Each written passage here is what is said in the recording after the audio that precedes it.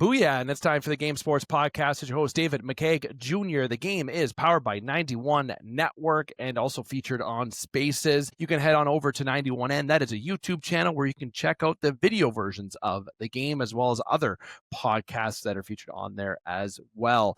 And you can also check out Spaces. We are on the hockey and the sports space, which is through Village Media and Sault today. Spaces has expanded from Sault Ste. Marie and throughout Ontario. And look, wherever your space is, you can find it on Spaces. It is fantastic. Now, the Game Sports Podcast is also featured on all audio platforms. Wherever you're tuning in, that like, that follow, that subscribe, that interaction is greatly appreciated, especially through social media. That is TikTok, that's Facebook, that's Instagram, at the Game Sports Podcast. Now, tonight we have quite the agenda for you. A little bit of a last-minute alteration with our schedule, as Jordan Trudeau won't be able to join us for Chuck a Puck. His plans have changed, and we were also discussing maybe some live on location tonight from the GFL Memorial Gardens, but that has changed today. You will have me for the first few minutes before Connor Henderson comes on to talk Strike Zone as we get to the Final Four. And we're already a couple games into the series. And while I'm sitting here recording, it's October 15th at 6:30 p.m. So I wonder what I am going to be talking about a little bit extra with Connor, as well as some Emmanuel Classe discussion potentially. And also, Justin Hykel is going to join after Connor joins us to do a both Top Shelf, a rare appearance for Justin Hykel on Top Shelf, where he was previously on for many years. But after a couple years of being away from Top Shelf, technically, he'll be joining yours truly, as Alex Parr and Brandon McCarthy will be unable to join this evening as well. So Justin will be a part of Top Shelf, and we will have In the Pocket with Justin as well. So Connor and Justin will be the two co-hosts joining me this evening. Now, to give you a little shout out for something and things to come, there's a lot of big things coming for this show and for overall with the Game Sports Podcast format, etc. As you've already seen, our change in format. That's just the beginning, as we're excited about a lot of things coming up by the end of this year and into the new year. But there will be a special edition upload incoming, and that'll be within the next couple weeks, maybe next week. And it will be one that myself and Jordan Trudeau's debut on the special editions, as we had Ryan Sproul come on by to join us, the Detroit Red Wing pick, and of course the former Sault Ste. Marie Greyhound Defenseman of the Year in the Ontario Hockey League. Look, it was a bomb of a segment with Sproul, so you got to make sure that you keep an eye on that upload. Now, what I want to give a special shout out to is I'm wearing right here the End the Stigma Mental Health Matters shirt. This is for respect to Scott Nation's foundation that we purchased as a family here on the Game Sports Podcast, but the t-shirts were sold to go towards the End the Stigma Mental Health Matters. And in my recent edition, I gave a shout out to Scott Nation as well. So make sure you check out our previous editions, and a lot of good things coming for here on the Game Sports Podcast. Now, speaking of good things coming, he always is impeccable with his time. He's getting married, okay? Okay, that's one thing.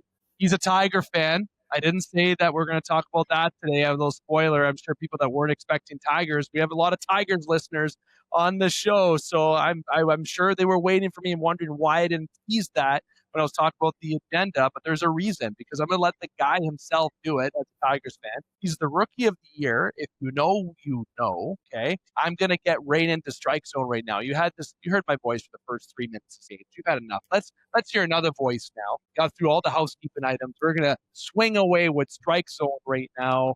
Connor Henderson, my friend. Hi, how are you? How's it going?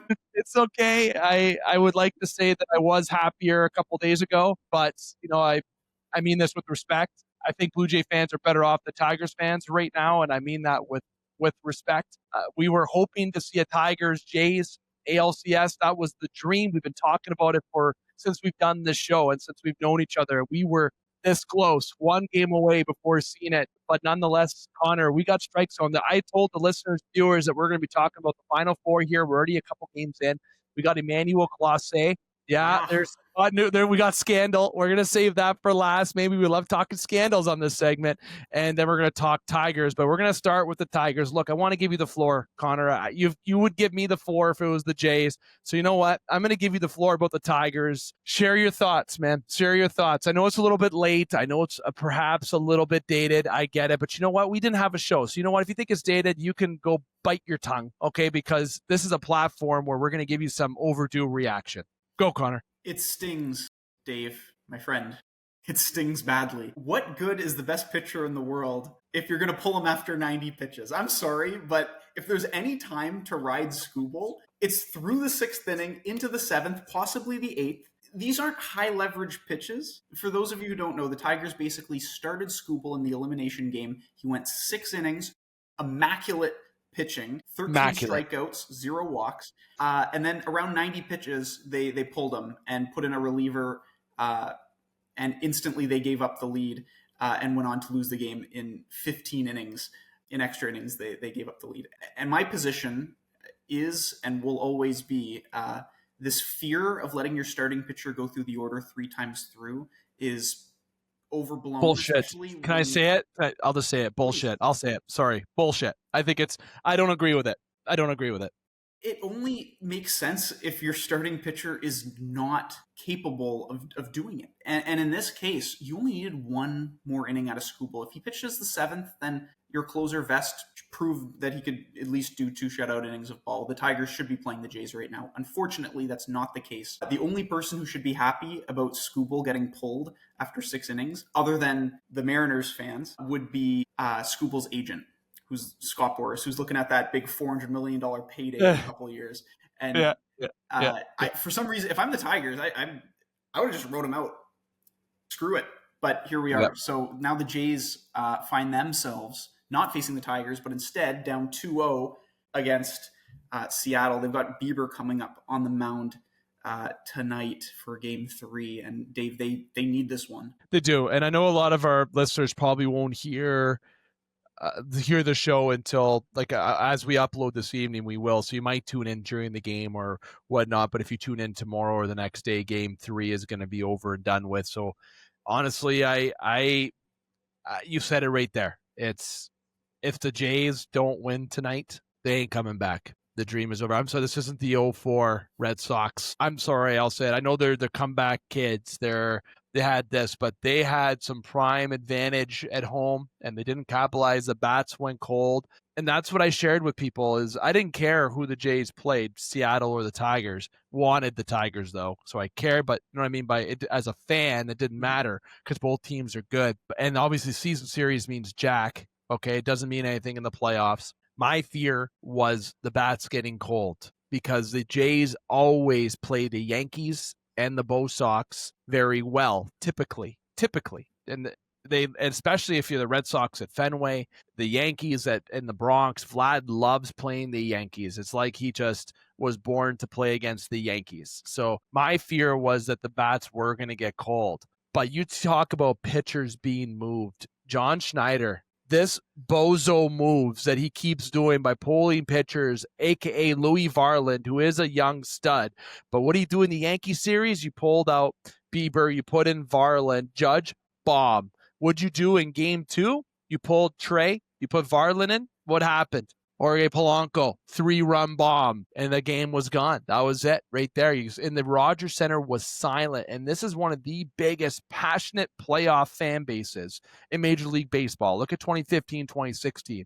Okay, we're hockey Canadian guys. We throw beers on the field. Okay, we are a passionate fan base here in Canada in general.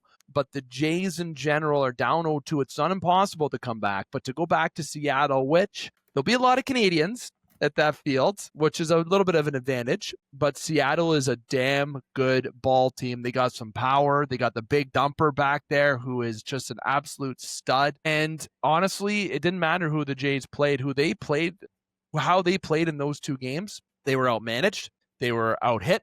It wouldn't have mattered if they played the Tigers, the Mariners. It wouldn't have mattered who they played. They'd be going back to the other team's field, and right now it's Seattle. So I would say, Connor, that the Jays are in a tough one tonight, and by the time people listen to this, you're going to know what my feelings are if they're down 0-3, but Bieber needs to have one tonight. Bieber, this is why you brought him in. We need to see that Bieber that's a Cy Young winner. I don't need to see Justin Bieber. We're not here to be singing. I want to see the Shane Bieber that I saw with Cleveland when they were previously called, not the Guardians. Okay, I want to see. That's going to be a big focal point, and also the bullpen shutting them out when Bieber hopefully pitches 6 or 7, and Schneider doesn't pull them after 5 if he lets run, and the Jays are up by 2, and then Julio Rodriguez comes up and hits a 3-run bomb and gets the lead, and then that's good night, Jim Kites, the way it goes. So we'll see what happens, but the Jays, they do have a chance to come back. But when I look over at the other series, the Dodgers and the Brewers, okay, last takeaway, sorry, with the Jays and the Mariners, the Jays have to get their bats. Well, they have to wake up. The bats have to wake up, and they can't get down early, especially on the road. Key to winning these games, they have to win at least 2 of these 3. Yeah, they have to, or they lose the series. But I mean, winning 3 is probably unrealistic. Okay, but winning 2 is a good opportunity for them to come back home and try to salvage winning 2 at home, which Rogers Center in a do or die game, give me that all 10 times out of 10. That's what I would like to see. If the Jays can go back to Toronto 3-2, which they have to, down 3-2 or up 3-2, that would be the ideal scenario. But the Brewers and Dodgers, look, I love the Brewers. I had a good experience at their ballpark. The fans are great. The team is young. They're exciting, but the Dodgers, Connor, are too powerful, man. They're too powerful. Their pitching is ridiculous. Shohei, Yamamoto, Glass now. I think I'm missing Sasaki, whatever. We would come out of the bullpen, whatever. You can put anyone out there. It doesn't matter. This team is just wild. It's unbelievable to watch. Yeah, they're deep. They're deep at pitching. They're deep in the field. It's scary when you can have Shohei, who many believe to be the best player on earth right now, going into a complete nosedive slump, heading into the World Series, and they're still doing fine, right? He's been doing poorly at the plate, and the team's cruising. It's scary to see. Do the Brewers have a chance, Connor? No. So let me ask you this. Do the Jays have a chance? And be honest. Don't say it because I'm a Jays fan. Do the Jays come back in this series? I'm not going to predict. I will give one prediction at the end. Okay, hold on. Before you predict, I'll say it. I said last week we would do a clip on the weekend. We didn't end up doing it. My prediction was Jays-Dodgers World Series with the Jays losing to the Dodgers in the World Series. That was my prediction. People are probably surprised at that. Okay, but that's my honest, unbiased prediction. To get past the Yankees, I said there's no way they're going to lose to the Tigers or Seattle. Not because they're whatever. It's just that momentum. This team is momentum fed, and I felt that they would have it, but obviously they don't have it. So my prediction might not happen, but I'll stick to my prediction. Jays-Dodgers final with Dodgers winning. I'll stick to it. I'll believe as a fan. But Connor, as a non-Blue Jays fan and now watching on the outside, do the Blue Jays have a chance? Will they come back? They have a chance, sure. They've always got a puncher's chance. Your prediction still is alive and well until proven otherwise. So we'll see. I think they've got a better shot at coming back against Seattle than the Brewers do against the Dodgers. Okay, I like that answer. And I think I'm 2 for 2. 2 years in a row I predicted the finals, right? I think I'm 2 years in a row. I recall 2 or 3 years ago you called the World Series winners, I believe, as well. Yes.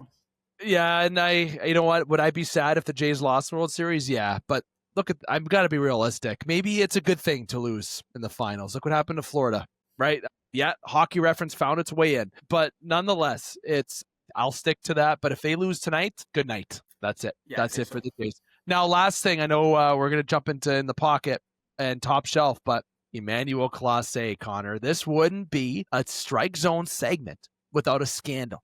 Without any scandal. We talked about Shohei's buddy gambling or Shohei gambling, whatever the heck. All this stuff going on. Emmanuel Clase is not going to pitch ever again. From what I've seen in reports, if you can confirm what's been said, Clase has been found guilty and never going to be playing baseball again. Yeah, as far as I know, I don't know if the MLB has actually released an announcement yet, or if this was just preliminary reports that have come out or that have leaked. Yeah, Emmanuel Clase, who was an elite closer, maybe the best closer on earth just 2 years ago today.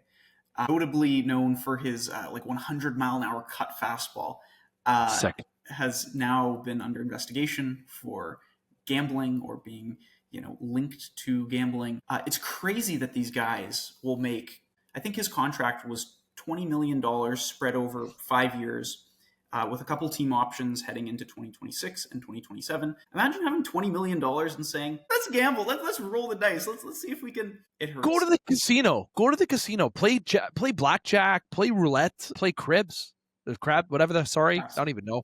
Scraps, thank you. Wow, I sounded brutal there. But either play poker, love me some poker. play some of that, you know, like you don't have to log in on FanDuel, put in your login, hit the I'm ready to play button, and then gamble your money away on games. You don't have to do that nonsense. Put 20 million on Emmanuel Clase getting 3 straight strikeouts to win 25 million. Like, no, you don't have to do that. Like these people that gamble, look, you make enough money. Look, we are 3 individuals that have 3 different career paths. Okay, us 3 on here. As listeners, viewers can see Hyke in the background right now. Just so everyone knows, the third person is Hyke in the background. He's waiting to do our next couple segments. But we have different career paths, and we make a salary. Okay, 3 different salaries, to be frank. We make 3 different salaries. But I think I speak for all 3 of us that we live within our means. Do I gamble? Yep, I use FanDuel. For this bet this Sunday again, just like last week where Hykel told me to shut up. I lost because of one team lost. I lost $120 on a $20 bet because the Bills lost to the Falcons. I'll admit it right now. I'm butting in on this again. Stop. It doesn't matter if just the Bills lost. It doesn't matter if 5 you lost. You lost. That's how gambling works. You win or you lose. There's no in between. Stop trying to give it an in between. Nope. All right? That's it. Should have cashed out, but should have, would have, could have. But the point is, we don't gamble. We don't gamble, and because we can't. We do it because of recreationally. If I played a professional sports for Toronto or for whatever team, I wouldn't have gambled against myself because I'm playing professional sports. I'm making millions of dollars. You don't need it. But look, to each his own. Clase, you dug your own grave. You're, as you said, Connor, a few moments ago, one of, if not the best closers in the game. People would drool to have Clase on their mound. Okay, when I look at Clase, I see that momentum and that energy that Osuna had. See that something that Osuna could have been, right? Even more than that. Do I see a Mariano Rivera potential?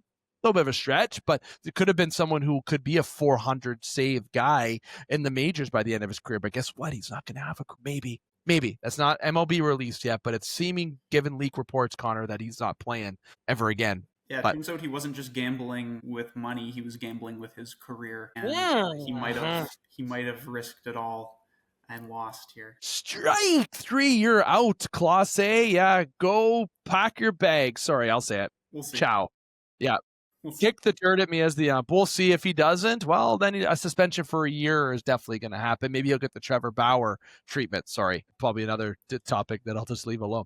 Connor, my friend, we're a little bit extra, but that's okay. We don't have Chuck-a-Puck today. The agenda is a little bit more light today, so it's okay. We're allowed to have the extra time, and it was great talking to you. And again, I know you're a Tigers fan. I'm sorry, but you know what? The Jays wagon is ready. We got you in here. We need your support. We need all the support here. There it is. The Take October shirt right there. 2015, baby. Oh my God. Yes, that brings back some memories. But now, you know what? We need this game 3 tonight. We'll see what tomorrow. And listeners are going to comment saying, haha, they lost. Dave's going to get mad. Whatever. Yeah, I'll be sad. I've stopped getting mad. I just accept it now because of one other team in particular.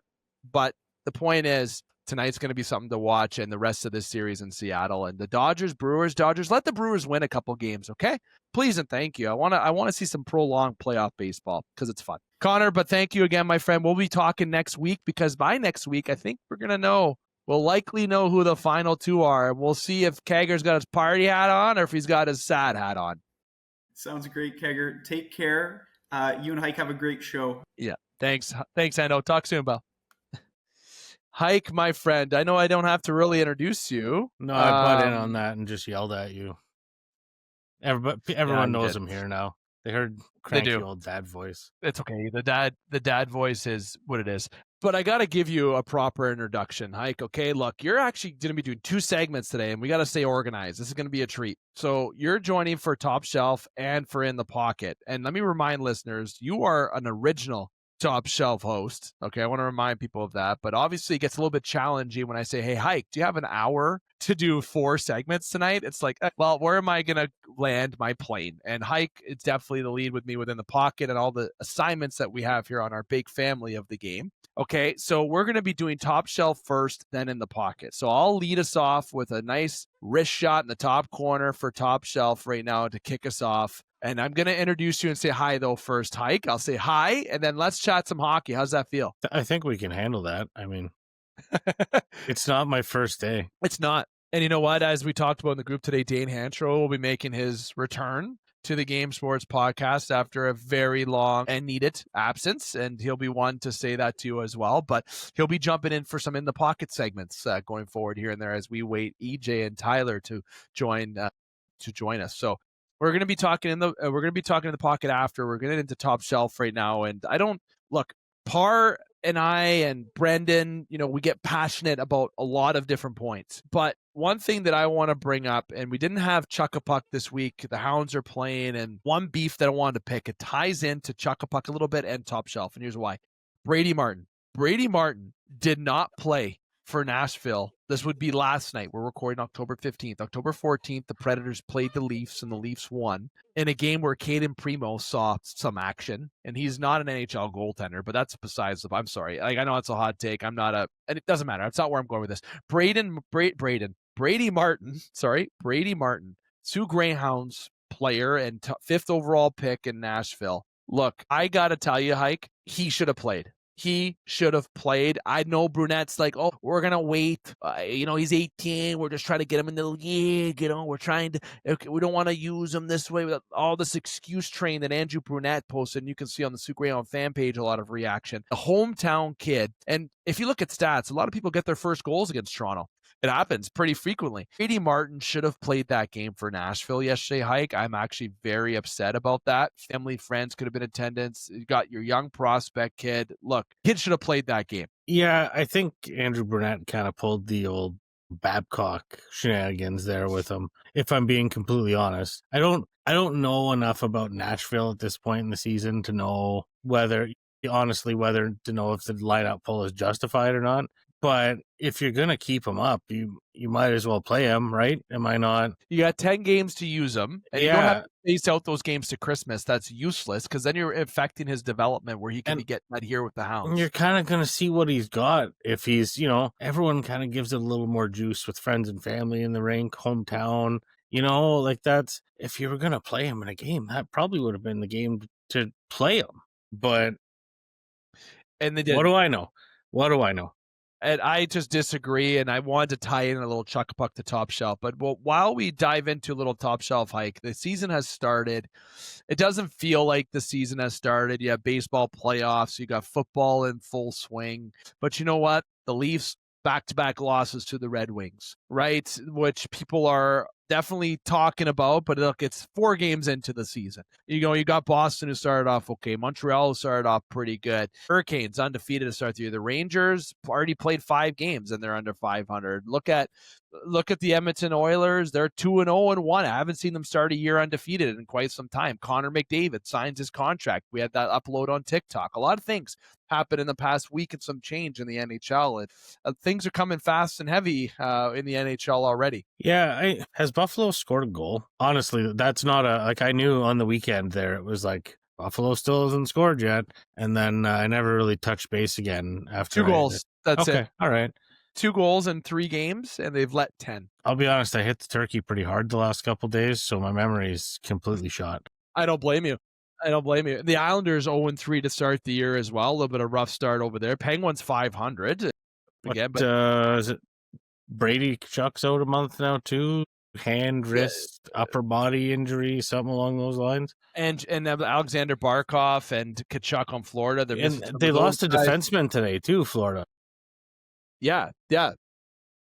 Like, the Leafs lost 2 against the Wings. Okay, well, the Leafs kind of don't look like they're ready to have the season have started yet, personally. Dmitry Kulikov. Sorry, Kulikov. But I want to also say, like, the Red Wings looked pretty good at times last year, and it's crazy. It's crazy what getting a half-decent, competent goalie can do for a team. So the Wings played a totally different game with Talbot, right? It's Talbot? Yep. Yeah, with Talbot in net.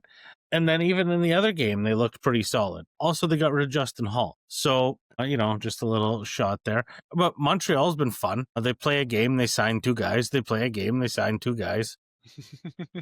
Their core's locked up. Interesting. Yeah, like 32, whatever it is. Their core's locked up. And to reasonably responsible numbers moving forward. Yeah. Maybe taking learning from examples of other teams' misfortunes and such. Which But teams? Oilers have looked pretty solid. I can't honestly say I've seen anything from the Flames yet. Those West Coast games are a little tricky. Yeah. And I find what I like is with the Oilers for McDavid for what he did, and the Oilers starting the year the way they haven't done anything this offseason to improve their team except add Andrew Mangiapane. They lost Corey Perry. They lost some bodies, but they re-upped McDavid. They re-upped Ekholm.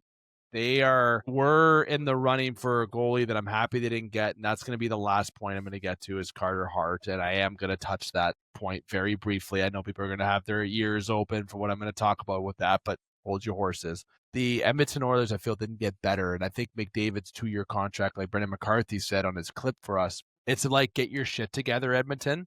Let's win a cup. Then I'm going to cash in the bag if it's with you or somewhere else, wherever that may be. And I'm not saying Toronto, I'm not saying whatever, but that is a 2-year to try the window to get a dub and to get a win. But what I don't understand is, the fans so early in the season, and I'm talking Toronto, Buffalo fans, I don't feel bad. I feel bad for Buffalo fans. They're a little bit on a different spectrum for me, but it's only game 3, 4, and 5 for some of these players. Right. And Toronto fans are already roasting the Leafs how they're 2-2, already looking in and saying, oh, Vegas is already gonna, do this with Marner. Oh, Boston's 3-1. Are they rebuilding? Right. The Edmonton Oilers are 2-0. Right. Oh, the Colorado Avalanche 3-1, but the Jets are 2-1. Looks like the Jets are taking a fall back this year. We are 4 games into the season, everybody. Put the brakes on. Put the brakes on. The Edmonton Oilers were one time a couple years back, 3-13 to start the year, whatever the hell it was. And what they do, they come back and win 40-some games out of the next 50-some games. And they made the Stanley Cup Finals. Lost, but made the Stanley Cup Finals. A lot of teams, and I was talking about the Oilers not being better. And I talked about this on a previous segment with Brendan, I don't see the Oilers getting back there this year. Okay, I did predict a Florida-Vegas final. The first year, I didn't predict Toronto to win the Cup, but I did say we're going to see a three-peat this year, despite their injuries. I don't care about Barkov. It's okay. They're going to get Evgeny Malkin at the trade deadline or something to compensate for it. They're gonna find Florida's going to finagle something. Bill Zito's going to do his thing. Kachuk's going to come back at Christmas. But I know I just talked about a lot of points there, but big thing that I want to touch on is that it's still early in the season. Okay, everyone pump your brakes about your reaction, okay? I found myself sitting on the couch yesterday watching a little bit of the Leafs, and I was like, oh, here we go. But then I caught myself saying, what am I doing? It's 4th game of the season. It sucks that they lost in the final minute to Detroit. It sucks that they did their first game what they did against Detroit, but guess what? The second game against Detroit. The first game was Montreal, but it's still early. And Brad Treliving had the best quote. These guys are still getting accustomed to each other, and this is a different team. It is a different team. To me, it looks like they're trying to play a lot heavier out there. Chasing guys a little bit, letting people know they're out there. And I think that is a pretty big adjustment for a lot of guys that have just been in this rapid fire, offense that's been going on the last little while. Now it relies a little more on a couple guys, and it's just an adjustment period in the playmaking and what's going on, the speed of the game, especially. Everyone knows my take on Marner, but there's no denying that his game speed, brought the team up to a different level as well. So those guys having to kind of pull back a little bit is probably a huge adjustment. Just getting your passing under control and, little mechanics like that. Yeah, and honestly, the approach, we talk Leafs, obviously the Canadian teams, and even, a lot of teams near us, but it's too early in the season to tell, but, they're still, every team's working out their own kinks. And Marner, even in Vegas, they're experimenting with him on different line combinations, right? And Marner's a different player on Vegas. They're just like in Toronto, that's your main playmaker, right? But if you look at Vegas, Hykel has the ability to score and playmake. That's Stone's team. When I think of Vegas, I think of Mark Stone. This is my locker room, and you're going to play this way. Each line, for the 6 weeks a year that he plays. That's it. Yeah, the 6 weeks, right? And Vegas, and this is a perfect segue. Announced in the last 24 hours. I got to make sure I expand the scope based on when listeners are going to listen to this and viewers are going to see this. Carter Hart. Carter Hart, from what I understand, likely signs. This was the signing in Vegas was 20 hours ago based on Spittin' Chicklets' post. Okay, we haven't seen October 15th marks date that he's eligible to sign a contract. So the rumor has been him going to Vegas. That is the finger point. That is Spittin' Chicklets. That's Gloves Off Hockey. That is TSN. That is ESPN. That's hockeybuzz.com. That is on every Yahoo. That's where everything is pointing that Carter Hart is going to Vegas. All I'll say about that, and this is a very tricky slope for someone in media to talk about. Okay, so I make sure I've navigated this in my head how I want to say it. You can talk morals with Vegas. You can talk whatever you'd like. Was it dismissed? Yes, it was. Based on what had occurred, he does, based on the NHL rules, has the right to sign a contract. Do I agree of him coming back in the league? No, I don't. I'll leave it at that. I will just leave it at that. I'm not going to touch why. I'm not going to get into that. We're not a criminal fact show. We're a sports podcast. I'll leave the big shot names people. That's what I'll call it in my lame English. The big shot people, to call it how it is, into the facts. And Rick Westhead does a terrific job with journalism, with TSN, to get into his reactions. But I do not think Carter Hart or any of those guys should be playing. Period. Sorry. And that's where I'm going to leave it. Rumors has it, Hike, that he is going to Vegas. And if he does, they are getting a good goalie. Another very good goalie. Hill and Hart. He hasn't played. True. And I mean, it's a really touchy one here, but that's good. It's got to be a tough one for him to be willing to come back to I don't want to call it bullshit, because I don't think that that's an appropriate title. Everything that's going to come at him from every fan base. You know what I mean? Most of the American fan bases, I think, just because the news cycle isn't as prevalent there, aren't going to be aware of it. But there's a lot of games you got to play up north, and you know what I mean? Everyone can have their own opinion, and when you go to a rink, you can publicly express that opinion, whatever that opinion may be. That's a lot of noise to face. I mean, I'm not trying to frame this in any way or the other. We're just trying to talk about this without saying something that's going to piss someone off, because we're not trying to do that. We're not trying to do that. We're just trying to have a conversation. Just a couple of guys. Yeah, and he has to come to Edmonton, Vancouver, and Calgary multiple times a year. Does Vegas play him, right? Or do you just... Well, you have to. I mean, you don't sign a guy to not play him. I'd be interested to see that's a very good point, see the reactions from the Canadian fan base. Now, here's the thing, though. I don't see, and I could be wrong, that's why I assumed based on Chicklets' upload, but from other outlets, it seems like the fingers are pointing that he is signed in Vegas. But even looking at Dangle, which was, not Dangle. Yeah, Dangle had an upload. That's correct. That's another one I saw. But based on Chicklets' upload 20 hours ago, it seems that he is going to be signing today as of October 15th, but he hasn't. Yeah, if it happened, it would be all over right now. Yeah, and it hasn't happened yet, but fingers are pointing. And who knows? Maybe he won't sign in Vegas. Maybe he'll sign in Utah. Who knows, right? But I question the approach, and that is to each his own. And that's where we're going to leave it. Yeah, we're not going to dig into that one. That's got way too many layers, and people smarter than us still have a bad time explaining it. So yeah, but it's still news, and I'll give my reactions, tell what happened, and my brief opinion, but I won't dive in further than that. So here on Top Shelf Hike, we talked all around the National Hockey League. We talked about how the season's early. We talked about the Leafs and their bad start of sorts, and people got to put their big boy hats on and pants and really smarten up and stop heckling online and know that there's got to be patience here, even though there is none in this fan base if you're Toronto. And from a Canadian perspective, the Oilers looking hot out of the gate. And honestly, from an American perspective, you Red Wings, look, there's a lot of promise with that team. I've said that since day one. The Yzer plan is still looking pretty. I'm a fan of, obviously, you got to give credit to Colorado. I really dislike giving any credit to Florida Panthers, and I do feel bad about the Buffalo Sabres. So that kind of summarizes what we kind of touched on here on Top Shelf, and that Carter Hart is likely going to the Vegas Golden Knights. We'll likely talk about it more next week. That is our Top Shelf. We've talked 17 minutes about it. We dive into In the Pocket. I kind of went a little over that, but let's get into that. in the Pocket, which is partnered with Sportscenter Bar and Grill, Sisseton, Ontario's best sports bar for over 5 years in a row. Best wings. Look, I had them the other day. You know, my wife wasn't feeling well. I got a toddler at home. I got something to give a shout out to Hike, but we're going to save it for the end of the show. I wasn't doing it at the beginning. At the end of the show is when I'm doing it. Stay tuned for that. I had the wings. You know what I did too? I had the hot wings, and I had some homemade jalapeno sauce. Justin, I put the jalapeno sauce into there, and then I pureed. Yeah, I'm not kidding. Pureed some jalapeno and banana pepper stuff, and I put it in the sauce, and I stirred it up. And to top it all off, I put some Parmesan cheese on the hot sauce wing, and I poured it on the Cajun wings. Poured it. And I'm giving you a video right now, and I should be giving that flavor to Frank at SportsCenter. One day, your stomach is going to betray you with these things that you do to it some days. One day, it's going to turn around. I can't wait for that day. I got heartburn listening to you talk about it.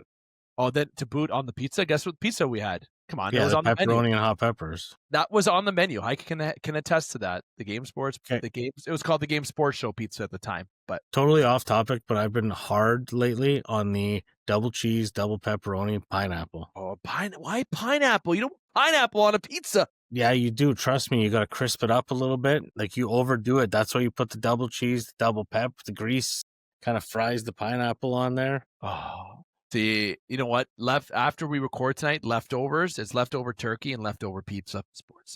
SportsCenter. I had turkey poutines tonight. So, now we're talking food, but food again. To remind you, the partner of SportsCenter Bar and Grill. They don't have the turkey poutine, or maybe he does. I didn't memorize the menu, but fantastic partner here with the Game Sports Podcast. Have been with us since 2016. This is our 10th year, ladies and gentlemen, and we got a 10th year present for you in January, but you have to wait till then too. Hike in the Pocket. What a week last week. I don't know how the Bills lost the Falcons, and I'm not talking about my things. I think last week was a rough go for predictions on Dave decision standings, and I took a little dip.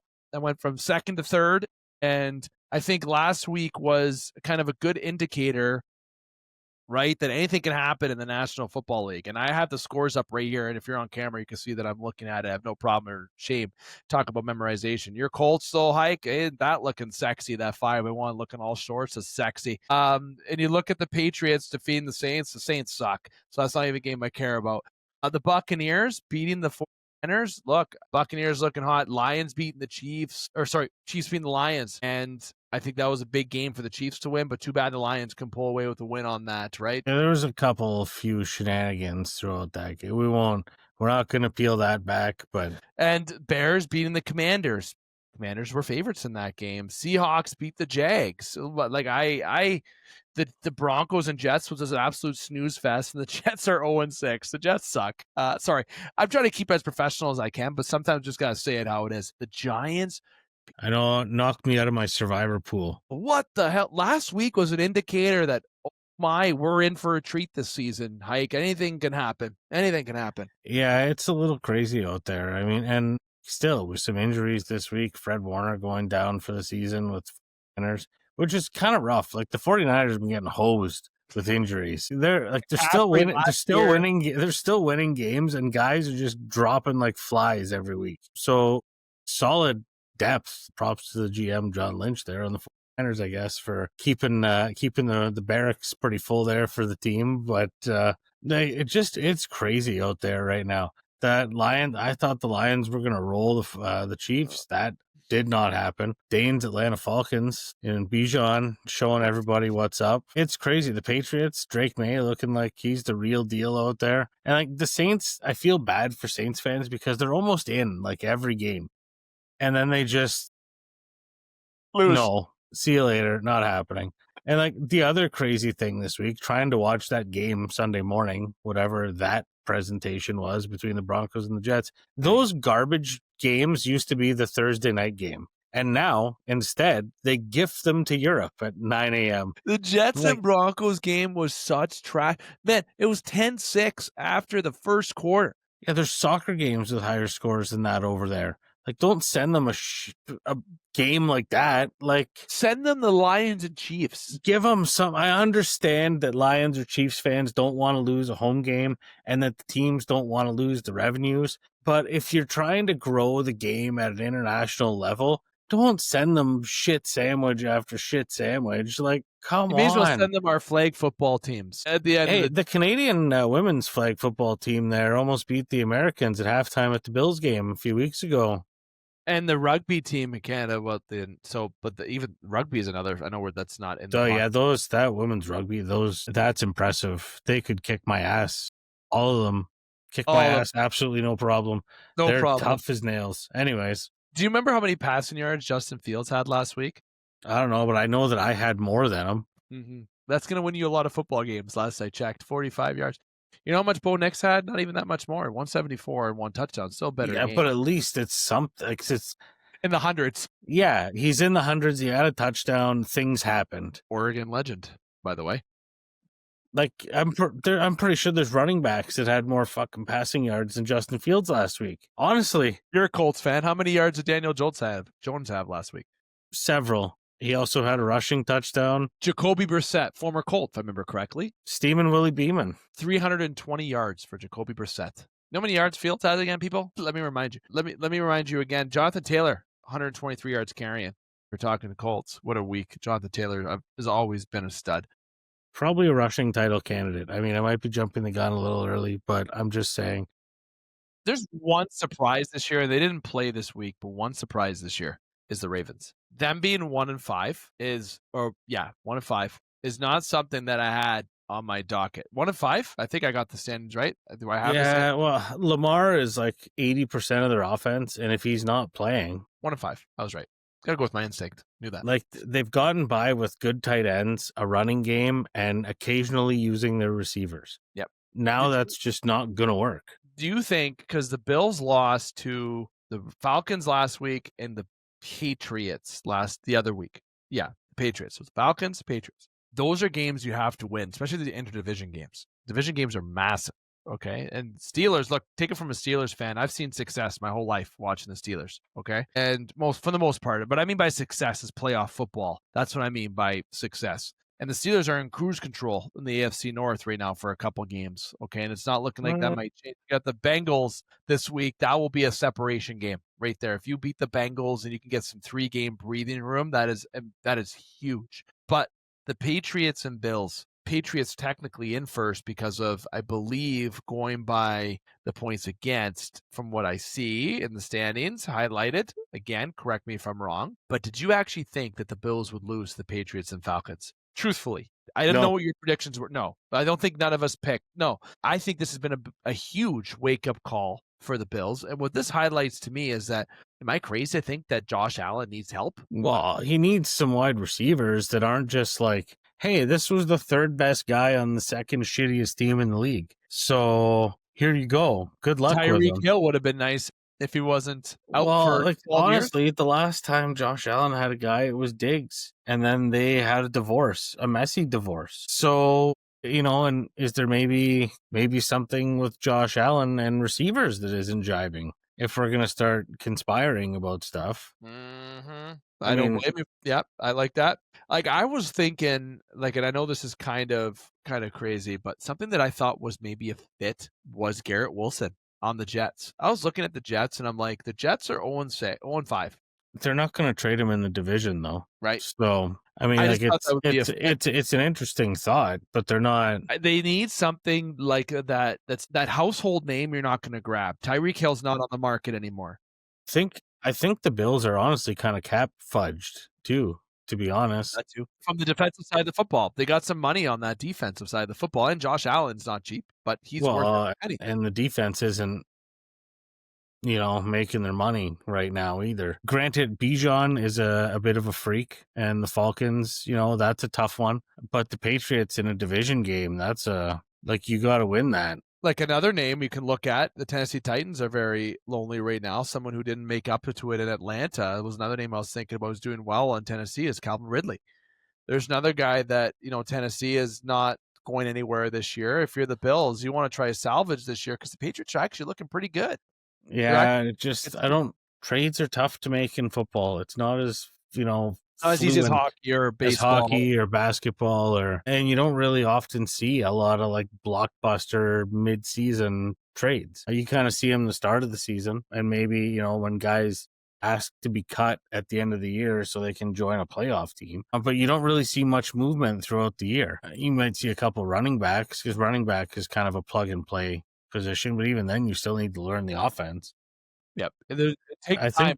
Playbook learning is actually not as easy as people think. I don't really know that, but knowing from people, it's not something you can just dive into and put on a pair of skates or put on a pair of batting gloves, or you put on your running shoes for basketball and jump into it natural. There's a difference. Football is a wild dynamic. So, and the other thing that, I mean, just maybe to think about is the Bills have gotten away for a long time with Josh Allen being able to use his feet. And so maybe the investment in offensive line hasn't really happened. And now that he maybe needs to, or the offensive coordinator's trying to make him look downfield a little more, the time just isn't there because the offense isn't built for that. Like I haven't watched it closely enough I wasn't looking for problems watching the Bills game. I'm always just watching a Bills game looking for excitement, you know? Now you got to peel it back a little bit and start to see what's going on there. Like, what's happening? Because the Bills are always pretty fun to watch, and like Atlanta just kind of let them have it. One of the most exciting games this year to date is the Bills and Ravens. That game was unbelievable to watch. It was great. It was like that's what I expected. It was the closest to like last year's football. Because like every week we had bangers last year, sorry. And there's been some snoozers this week. There's been good ones this year, but like there hasn't, the ones that you think of should be like the, heavyweight matchups. It doesn't kind of fizzle out. Lions Chiefs 30-17. That's got to be a 40-37 game. And it was a frustrating game to watch. Yeah. And that's your Sunday. Yeah. No, Sunday midday. Now I can't remember. Sunday midday game. Yeah. They're, Lions, no, Sunday night game. Sorry, trying to remember. I want people not to forget. It's Thanksgiving weekend here in Canada. Okay, we got Blue Jays baseball. You got football going on. You're trying to have dual TVs going on. I got a toddler. Okay, Hykel's got an infant. Yes, infant. I would say infant. Infant. A manager. She's a house manager. You know what, man? I can't believe how much she resembles you. Anyways, that's another discussion. I feel like she looks like you. We're off topic. Yeah, we got this, a lot. It's tough for her growing up. We got this week with the National Football League, and openly, I'm gonna have to make my picks while we do the pick 'em. But this week, Hike, what has you getting excited before we get into our picks? What is something that you're looking at this week to say, what game stands out to you this week? And what I like this, your standout and your toilet bowl. What's your key game and what's your toilet bowl game? There's your two. Well, there's a couple of goodies out there, I think. Like the Colts Chargers should be okay. And the Chargers maybe aren't the best with all the injuries they have right now, but I think that's going to be a good one. Washington Dallas should also be a pretty tasty one. Stinker wise, though, there's a couple of them out there. I mean, like Cleveland, Miami, probably not super interested in. Yeah. Vegas and Kansas City, also not super interested in it. But, game of the week, though, I'm thinking is going to be Detroit, Tampa Bay on Monday night. That's my pick for game of the week right there. Game of the week. Couldn't agree more. Detroit and Tampa Bay 100%. Toilet bowl. There's a few toilets this week. Okay, a couple toilets, but you said it at the beginning. Browns, Dolphins is my toilet bowl. Jets, Panthers, you were close. You are close. I'm pretty close to that. But you know what? Because I feel like giving a little jab to EJ. A little jab. Browns and Dolphins are my toilet bowl this week. But underrated game. I'll throw that in there. Underrated game. Packers, Cardinals. That mid game, on a Sunday, your mid games are Colts, Chargers, which I'll be definitely tuned into. It's going to be a good dynamic football game, let me tell you. But I think I'm expecting that game to be a good football game. Giants, Broncos, now we know. Packers and Cardinals, right? The Cowboys, Commanders, you talk about that. That's a doozy of a game. The midday games are real sexy on Sunday. Real sexy. You're going to have the in-pitcher motion going on. But I got a feeling about that Packers and Cardinals game that I think is going to be a little bit exciting. Not in terms of the Packers are going to win, but I think there's going to be a lot of back and forth before the Packers separate themselves in that game. But a lot of midday excitement in terms of Sunday for football. But then the Monday nighter, they got two games this Monday. Okay, you got the 7, the Bucks and 9 and Lions. You know you're watching that game. You're crazy if you're not watching that game. Texans, Seahawks. Look, you can't fall asleep. You want to have a nice bowl of cereal. Maybe you want to have a leftover turkey still from last week that's frozen in the freezer. That's the game you put on while you take some melatonin and fall asleep on the couch. Okay, that's the game that you'll watch. But I couldn't agree more, Hike. For this week, there's a good mix in there. There's a good mix, but I don't mind the Thursday nighter to start my week. Of course, coming from a Steeler fan, I think that's going to be okay. But I don't think I'll be getting up Sunday morning to watch the Rams and Jags. I'm not going to lie to you, to be totally honest with you. But I will keep in touch with it so I can talk on here professionally. Hi, we got our picks this week. Why don't you get into our pick 'em before we wrap up tonight's show? All right, so I'm just going to dive right into this week here. Break your heart on the Thursday nighter. I think that's a trap game for the Steelers, and Cincinnati is going to win that one. I don't disagree. Rams over the Jags Sunday morning. Chicago over the Saints. Dolphins over the Browns. Patriots over the Titans. Chiefs over the Raiders. Vikings over Philly, because the downward spiral, just continues there in Philadelphia. Carolina over the Jets.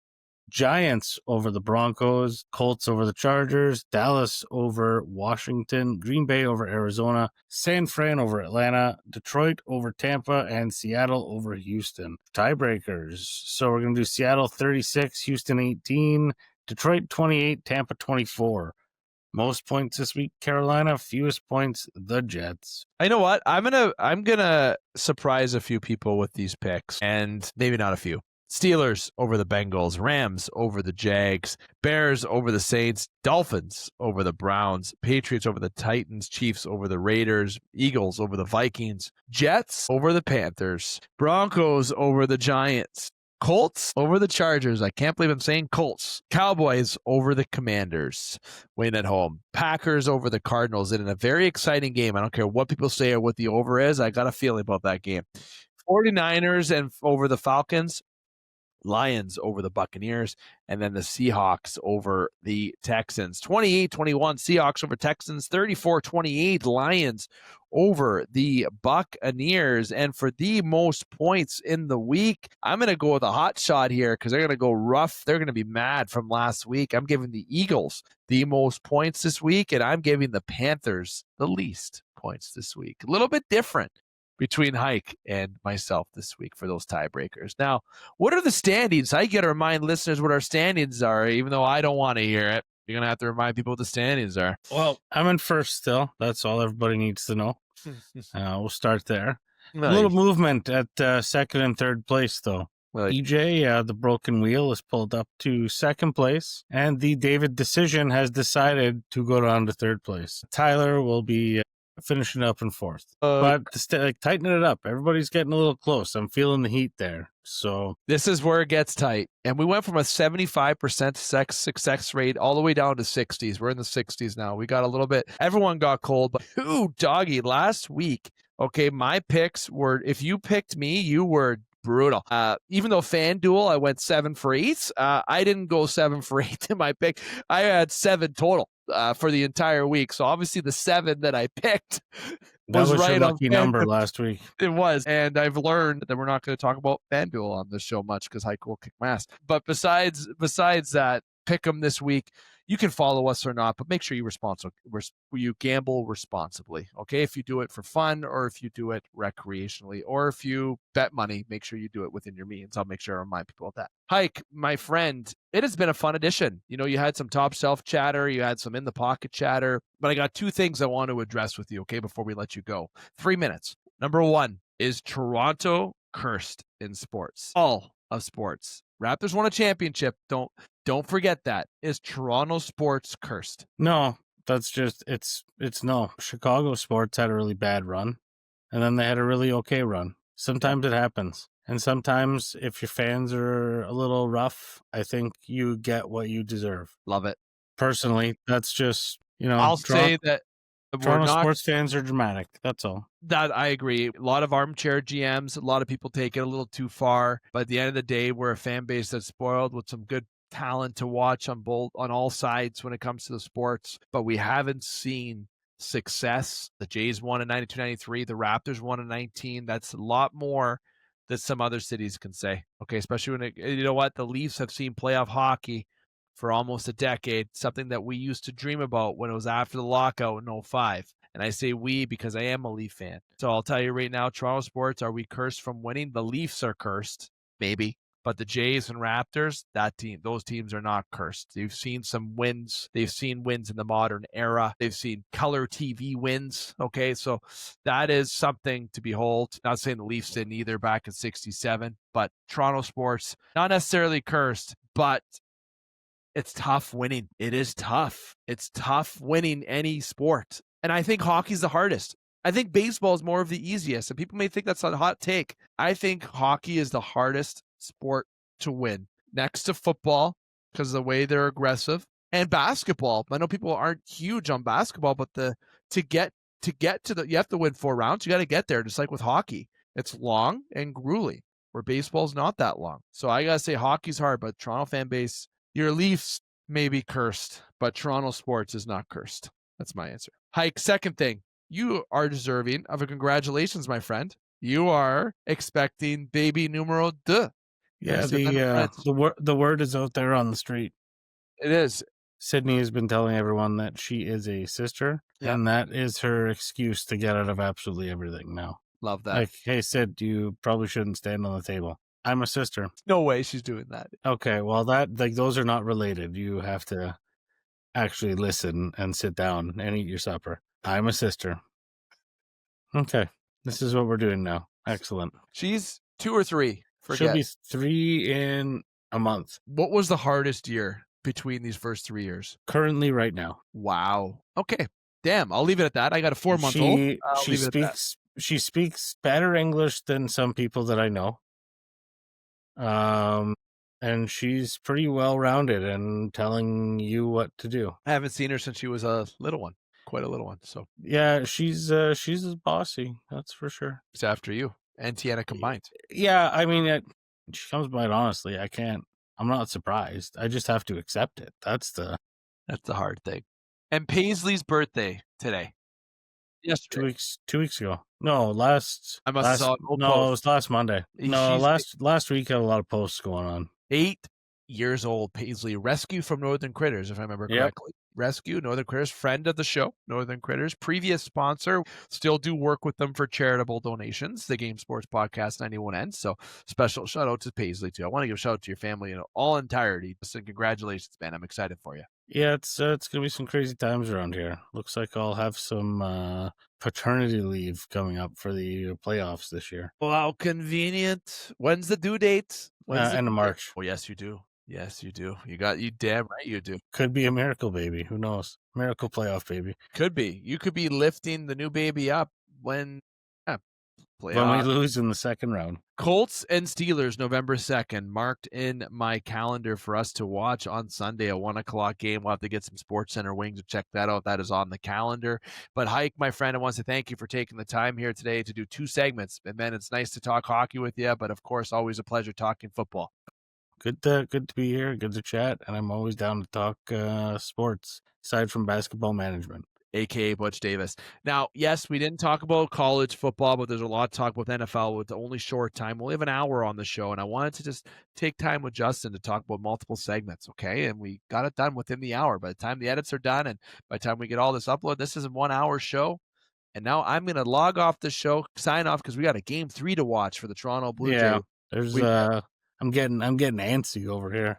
Antsy to watch Shane Bieber hold on to settle for the ghost of you. If you know, you know. I'll stop there. This has been the Game Sports Podcast. Thank you to Justin Hykel. Thank you to Connor Henderson. Thank you to you, the listener, the viewer. Make sure you like, follow, subscribe on 91N, Spaces, all of our audio platforms. Make sure you're following on social media. We are there at the Game Sports, with an S, Podcast. You find us there. We love when you interact. And we'll be back next week. And as I said before, as a reminder, Ryan Sproul's episode will be coming up within the next couple weeks as well. Maybe next week. You're just going to have to be surprised when it comes up. We'll make sure we get some promotions for you. So make sure you keep an eye on that as well. But until next time, I'm here to remind you, keep your stick on the ice, swing your bats, catch your touchdowns, drain your threes, and shoot your shots. Booyah.